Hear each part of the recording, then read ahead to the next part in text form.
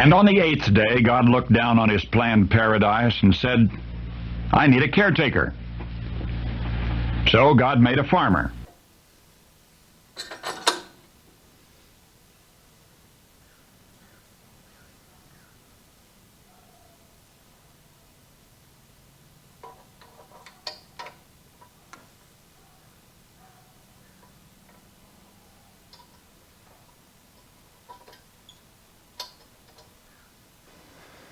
Howdy folks, I'm Darren. Welcome to 8th Day Chronicles here at Cross Timbers Farm. Glad to have you with us on this beautiful day the Lord has made. Let's rejoice and be glad in it. We are tedding hay today, among other things. Busy day on the farm. We cut hay yesterday evening, late. Started late afternoon and finished up a little bit before dark. We got our test plot cut yesterday and the west field. And if you saw that video, you know the condition of those hays, those hay grasses. We're gonna make the best out of the west field we possibly can. It's loaded with a lot of undergrowth. The stem part is burnt to a crisp in the orchard in Tall Fescue. But because of all the rain, we couldn't do anything about it. And now, the forecast has already changed since yesterday when we cut. Yesterday we had a 5-day window, supposed to rain maybe Monday, and we cut on a Wednesday evening. This morning the forecast says like a 50% chance of rain Sunday on the 4th day. I don't know that this test plot's gonna be able to dry in 4 days. Good gravy is that hay thick, and you're gonna see it when we kick it. It's just unreal thick. The west field we might be able to bale on the 4th day. It's just wait and see. That's all weather dependent on how much sun we get, how low the humidity is, the solar energy on the hay, the solar heat, and you know, just overcast, cloudy day, which we're not supposed to have any, but that's subject to change. This morning, when I looked at it, the forecast has already changed once to 50% chance of rain on Sunday. And we're probably gonna need till Monday, at least with a test plot. But we're gonna stay on top of it. We're gonna kick it, all that the hay tells us it needs to get this dried down as quickly as possible. You always want to do that anyway. The longer the hay lays out in the field in the sunlight and all, it's just slowly respiring and leaching nutrients and micronutrients. So we want to get it in a bale as quick as we can at any time of year. And you'll have to excuse me for swatting at flies and wiping sweat. It is hot today. Fantastic haying weather. Not so good on the farmer, on the tractor, so. All right, we're gonna start out first, tedding our west field since we're already on this side of the farm. We're gonna run over it, ted it out real good, then we're gonna head to the test plot.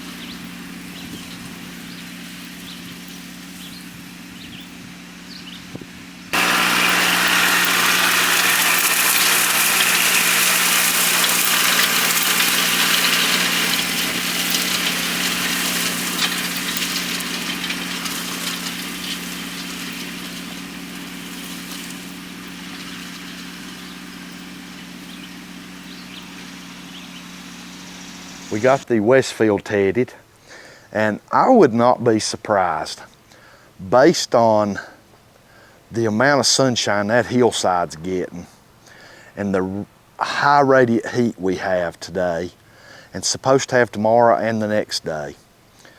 I wouldn't be surprised if we can't bale that hay Saturday. Today is Thursday. We cut it on Wednesday evening. If we can bale that west field on Saturday, that'll be about the earliest we've ever baled, and the moisture come out really good. It's drying super fast. We've got a breeze that's been blowing all day.